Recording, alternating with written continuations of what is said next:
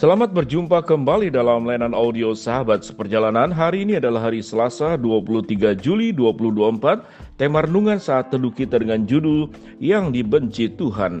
Firman Tuhan terambil dalam Amsal 6 ayat 16 sampai dengan ke-19. 6 perkara ini yang dibenci Tuhan, bahkan 7 perkara yang menjadi kekejian bagi hatinya: mata sombong, lidah dusta, tangan yang menumpahkan darah orang yang tidak bersalah, hati yang membuat rencana-rencana yang jahat, kaki yang segera lari menjauh menuju kejahatan, seorang saksi dusta yang menyembur-nyemburkan kebohongan, dan yang menimbulkan pertengkaran saudara. Mari kita berdoa. Bapa yang di dalam surga, kami ingin belajar tentang hal-hal yang dibenci oleh Allah dan bedanya hal-hal yang dibenci oleh manusia. Dalam nama Tuhan Yesus kami berdoa, amin. Shalom sahabat seperjalanannya dikasihi Tuhan. Kata membenci maka konotasinya adalah negatif. Tatkala kita melihat relasi manusia satu dengan yang lain diikuti dengan penuh kebencian, kita akan sepakat selalu konotasinya adalah negatif. Sebuah kemarahan kemudian diikuti keinginan membalas, dan kemudian biasanya kebencian itu disebabkan oleh karena perlakuan buruk dari orang lain kepada diri kita, ataupun juga karena sikap iri hati dari pihak lain, dari pihak kita kepada orang lain. Jadi kebencian manusia bisa karena kesalahan orang lain, juga bisa karena respon kita terhadap kesalahan orang lain. Dua-duanya itu bisa. Atau juga respon kita kepada kelebihan dan keberhasilan orang lain. Itu adalah rangkaian daripada penjabaran yang berbicara tentang kebencian manusia. Rasanya sahabat seperjalanan akan sepakat dengan statement dan penjelasan yang diuraikan tadi. Kebencian manusia disebabkan oleh karena orang lain lebih baik dari kita, atau oleh karena orang lain berbuat jahat kepada kita, lalu kita membencinya. Rasanya bagian kedua mungkin sebagian mengatakan itu hal yang manusiawi. Orang sudah berbuat jahat kepada kita, kita membencinya. Tetapi firman Tuhan mengajarkan engkau tidak perlu membenci, kalahkanlah kejahatan dengan kebaikan. Dan sesungguhnya pengadilan dan hakim itu ada di dalam tangan Tuhan. Lalu apa kait mengaitnya dengan kebencian Allah? Kalau kita mempelajari konotasi benci yang menjadi bagian dalam diri Allah, ini tidak seperti yang dicantumkan dalam terjemahan bahasa Indonesia. Tetapi sesungguhnya kata Allah membenci perkara-perkara, 6 perkara yang dibenci Tuhan, bahkan 7 perkara yang menjadi kekejian bagi hatinya, adalah sesungguhnya perbuatan-perbuatan yang Tuhan tidak inginkan. Perbuatan-perbuatan yang melanggar kebenaran firman Allah. Sesuatu yang tidak disukai oleh Allah, sesuatu yang tidak disepakati, disetujui oleh Tuhan, yang tidak diperkenankan oleh Tuhan, itu yang dimaksud dengan kategori Allah membenci. Jadi sesungguhnya kata benci di sini adalah Allah menolak, Allah tidak sepakat, Allah tidak setuju, dan Allah melarang. Itu yang disebut dengan kebencian Tuhan. Dijabarkan pada bagian ini apa saja? Yang pertama, mata sombong diikuti oleh lidah dusta. Kemudian tangan yang menumpahkan darah orang yang tidak bersalah, hati yang membuat rencana-rencana yang jahat, kaki yang segera lari menuju kejahatan, seorang saksi dusta yang menyembur-nyemburkan kebohongan, dan yang menimbulkan pertengkaran saudara. Itu kumpulan yang disebut 6 bahkan sampai 7 perkara yang dibenci Tuhan. Kebencian Tuhan kepada perkara dosa semata-mata buat kepentingan, bukan kepentingan dirinya sendiri. Tetapi kalau kebencian manusia adalah kepentingan kita. Dan kalau kita benci melihat orang lain lebih baik dari kita, itu adalah kepentingan kita. Kita tidak rela orang lebih baik dari kita. Kita tidak rela orang lebih sukses dari kita. Kita tidak rela orang lebih maju dari kita, apalagi orang terdekat. Karena unsur manusia selalu ingin jadi yang terbaik, apapun caranya.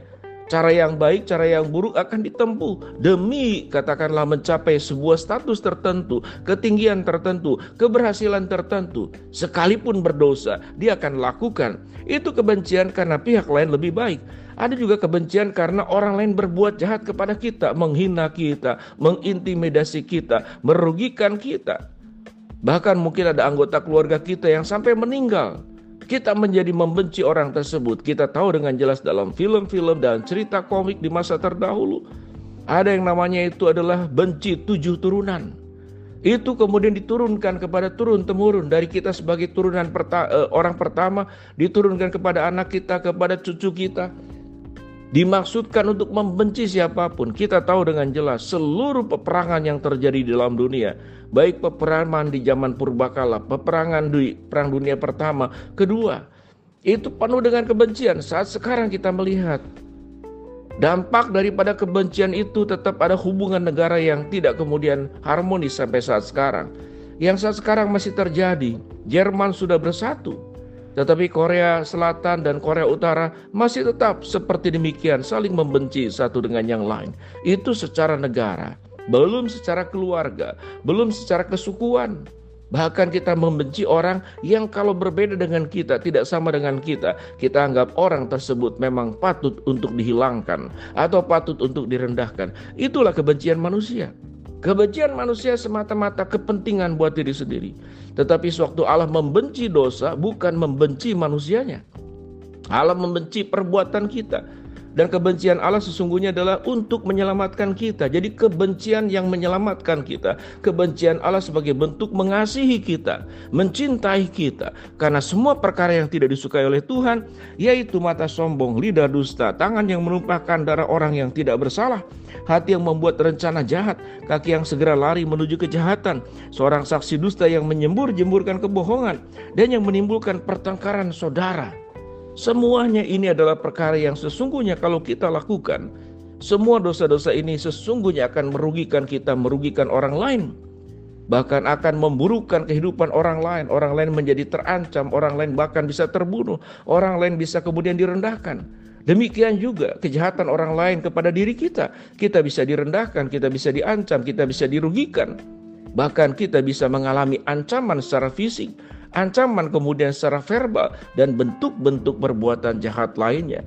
Sahabat seperjalanan, kalau ada 6 perkara sampai 7 perkara yang dibenci oleh Tuhan, maka biarlah kita berjuang untuk tidak melakukannya. Jadilah orang yang kemudian rendah hati, bukan bermata sombong. Jadilah orang jujur dan bukan berlidah dusta. Jadilah orang yang mengulurkan tangan untuk memberkati, bukan tangan yang menumpahkan darah orang yang tidak bersalah. Jadilah orang yang memiliki hati yang punya rencana indah dan mulia, bukan rencana yang jahat.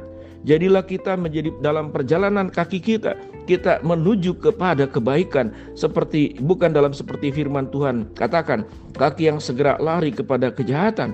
Biarlah kita menjadi orang yang jujur, yang punya integritas, bukan seorang saksi dusta yang menyembur-jemburkan kebohongan, kemudian yang berdampak kepada terjadinya pertengkaran di antara saudara. Sahabat seperjalanan, seseorang yang bersih daripada segala perbuatan yang tidak dikenan oleh Tuhan dan melakukan apa yang dikenan oleh Tuhan, sesungguhnya akan memberikan dampak sukacita, keberhasilan, kehidupan yang kemudian diberkati oleh Tuhan, hidup dalam kekudusan, hidup dalam kebenaran. Dampaknya dalam relasi kita antar manusia, kita menjadi orang yang membawa berkat, bukan membawa keburukan. Menjadi orang yang membawa kasih karunia Tuhan, bukan membawa kemudian pertengkaran saudara, bahkan kemudian saling membinasakan satu dengan yang lain. Sahabat seperjalanan, pilihan kita.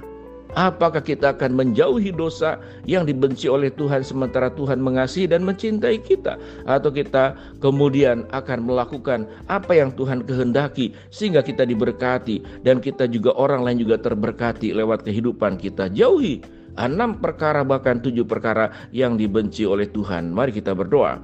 Bapa dalam surga, terima kasih buat kebenaran firman Allah yang kami pelajari. Hamba-Mu berdoa buat sahabat seperjalanan yang sedang sakit, Tuhan jamah sembuhkan. Sahabat seperjalanan yang sedang menghadapi masalah, Tuhan bukakan jalan. Sahabat seperjalanan yang sedang berdoa mengharapkan sesuatu, Tuhan kabulkan dengan cara dan waktunya Tuhan. Ajar kami untuk menjauhi 6 perkara sampai 7 perkara dosa-dosa yang dibenci oleh Tuhan. Dalam nama Tuhan Yesus kami berdoa, amin. Shalom, Tuhan memberkati kita semua.